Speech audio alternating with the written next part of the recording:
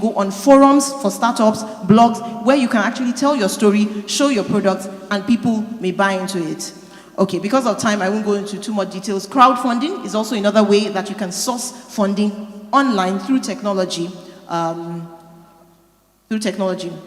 Okay, moving on faster. So, that's financing. Then you want to start your business. Beautiful thing about technology now is that technology can help you start your business without an office or a physical space.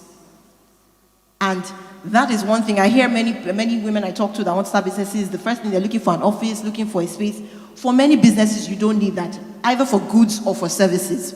You can start with technology. You can start online. You can start, whether it's training, I've seen training services, I've seen counseling, I've seen different things that are done online on Instagram. Even hair services. So a friend of mine started, she wanted to start a salon. She didn't have enough funds to build a salon. But what she did was she started online by, posting tips about hair, showing pictures of things she had done, just one-on-one and all of that. And she grew her base, her Instagram followership to about, I can't remember, about 30,000, such that by the time she actually opened up a salon, she had a ready stream of customers. Now she has about 3 or 4 branches in the city. So you can start without a physical space by leveraging on technology. You don't have to have inventory thanks to technology. A friend of mine who does catering and cooking, if you go to a typical restaurant, you want to eat, maybe go to somewhere like, I'll use maybe Black Bell or something like that. They would have to cook all the food, and then you see the soups, the rice, and then you choose what you want. That's inventory. They need to sell all of that. But for my friend who doesn't have that, every time she cooks a meal for her family, she will take a picture, and then on her Instagram, she has all the different foods. So she doesn't have to stock up on inventory, but she can get orders, right? Okay, so moving on. So you can start your business with technology. What about attracting customers and marketing? This is one that is, a lot of people know about this, but I'm still going to talk about it. Using social media. Free sites, free. Most of them are free. So you don't even have to incur too much money to promote your business. If you don't know how to do this, I always say there's a simple, free way to learn most things in life now. YouTube or YouTube sister, Google. Ask one of them, you'll find out how to do it. Just to give an example of something I did in my business using technology was, I just Googled, then when we just started maternity, I Googled, where can I find maternity clothes? So I was selling and producing, but I did as if I was a customer. And then I saw the first 10 sites that came up, and the first one was, I think, Naira Land. So I clicked on it, and I saw that somebody had asked a question, where can I get maternity wear? So what I did was, I answered. I said, there's this wonderful store that you can do, and I answered it. 2 days later, we got a customer. This was about 8 years ago. We got a customer that spent almost 100,000. And when we asked her, where did you say? I just searched for maternity and Naira Land came up and somebody had asked a question and somebody had answered. In my mind, I was like, hey, I'm that somebody. But the good thing was I didn't spend any money on marketing. I just used technology and I was able to get money from that. Post persistently. Social media. The trick about this, and I'm not a guru, but I did have one experience. Again, thank God for being a Christian. It was spirit-led. I actually had an instruction from the Holy Spirit. I had an Instagram account. 2 years, we had not done anything on it. It was just there. We didn't have any followers. It was just there. And I got an instruction from the Holy Spirit that post a picture every day, persistently for 2 weeks. I obeyed that, and I did so. In the 2 weeks, nothing. No inquiries. I was just posting faithfully. And the 2 weeks ended. I was like, okay, I've obeyed you.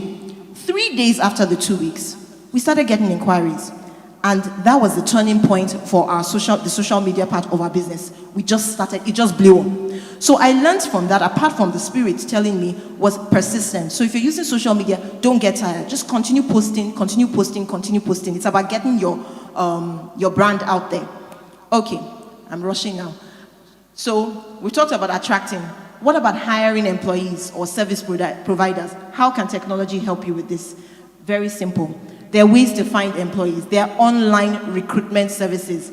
I'm not trying to advertise for anyone, but I would say one that I used personally. I remember I used Jobberman then, and I was able to get so many candidates that I otherwise would not have had to. And I paid, it was very minimal. And I got all of that, and I was able to get good people for my business. That was how technology helped me. Technology also helps you to get the best skill, not necessarily the nearest skill. Why? I have a friend who's running a business now. The person building her website, her employee, is actually in the UK. He's a Nigerian in the UK, works for her, but he's working from the UK. So that was the best skill. He had the best price point and the skills she wanted. She was not limited to just her surrounding, but because of technology, she's able to work with somebody else in a different country. Same thing with assessing employees. You have remote and video interviews. I have personal experiences of this. I was in South Africa with a friend and I needed to hire an employee for my Abuja branch. We did everything online, WhatsApp video, and I actually did practical tests, so sales tests. I made her act out a scenario, do all of that via WhatsApp video. We clinched it. She worked with me, and she worked with me till we actually, till we moved to that business. So she was a good employee, and it was via a video interview. Also, working with employees, actually doing work, and I'll give the example of Andela. In Andela now, we've been able to work with employees in different countries and cities thanks to technology. We have a whole office in Ghana. I'm the country director of Ghana, where we do not have a physical office, but we have almost about 60 software engineers doing fantastic work, working not just with us, but working for our clients around the world. In Egypt, we have over 250 engineers. We don't have a physical office. They're able to work because of technology tools like Zoom and all of those online tools. So you can actually work with distributed teams, remote teams, thanks to technology. Okay, so the next thing is, you've done this, you've done your business, you have employees, gather feedback. Gather feedback, or what techies like to say, fail fast. So technology helps you to do this frequently and quickly. What I like to tell everyone is, have an online presence. It doesn't matter if you're doing an online business.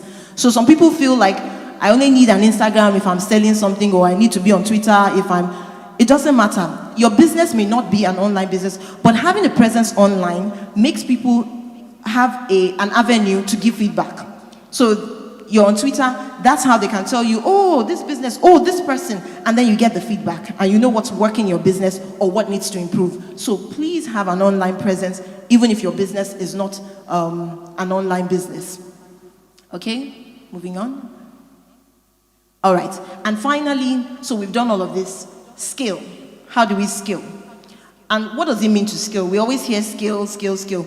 Scale is much more than just growing bigger. I'm an economist, and really scale is about, it's being able to do more with less. It's using the same resources that you were using to do a little to do even more. That's what it really means to scale. And why is scaling important? Because at the end of the day, human beings are finite. You can have the best employees, genius and all of that, but that human being is still that one human being. And so if that person is occupied with something, there's so many other things you may not be able to do. And so it's important to use technology so that you can actually scale. In my business, we're able to use, my SME business, we were able to, and actually even Andela, able to use fewer resources. I had about maybe 4 or 5 permanent staff, and we were running branches, multiple branches, and online businesses because we were using a lot of technology. So there are many ways you can use technology to scale. I'm just going to mention a few because of time. You can always Google more. You can use technology for repeatable tasks, manual tasks. This would allow you to redirect your workforce, your employees, to other high value adding activities. So things like customer responses and emails are things that can easily be automated. People buy something from you, or people use your service, an automated response that says, oh, thank you for this. We have that in my business. It's something that is easy to implement. You don't have someone to constantly have to reply mails. And this is also tied to the business. It's actually important. I was reading something that showed that for websites, you know where you have contact us. It was saying something about when people mail you, if you don't respond within the first 30 minutes, I think there's a 21, I'm not sure of the statistic, 21% chance of losing that deal. Which means you want to respond within 30 minutes. But think about it. You have hundreds of customers mailing you. If you are trying to respond within 30 minutes, that's all your staff will be doing, responding to mails. There are automation tools that can actually do that for you. Respond within 2 minutes, and your customer is happy, you are happy, and life goes on. There's some automation tools that can help you follow up with customers. So if you sell something that just wanted to know how we can help, or if you would like to get more, all of that can be automated. Okay? And because of time, there are many examples, but I won't give all of them. But the point is that automating your business processes saves time. And why is that important? Time is money.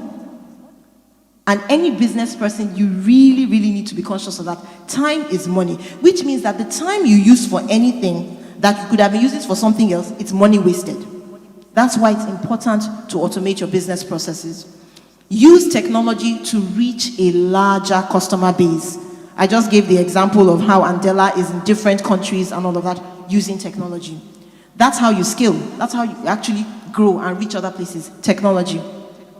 Also, use it to reduce your capital expenditure. I already mentioned this, cloud computing and things like that, instead of investing in, servers and all of those things that would incur a lot of money.